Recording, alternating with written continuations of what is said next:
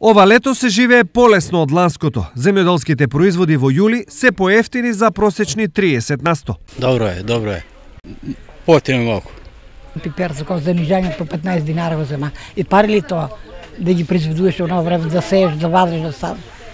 Па за тоа се папај да викам, ако нам пари па да зем, па за зимска се изслушам.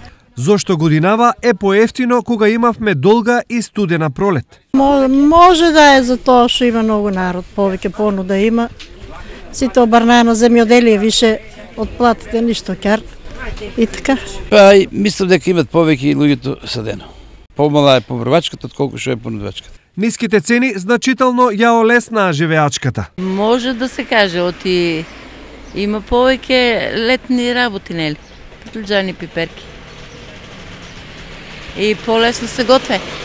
Поевтино, прожиш без месо, без тоа, нели? Какви беа цените лани на почетокот на јули, а какви се сега на основните земјоделски производи?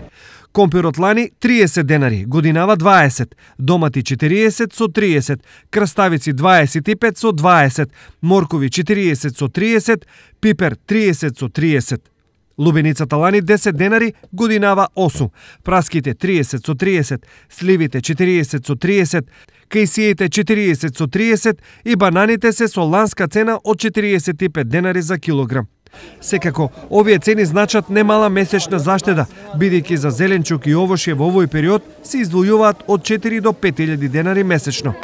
Ако разликата е 30%, тоа значи дека заштедата е 1000 до 1500 денари. За домаќинско семејство не е малку.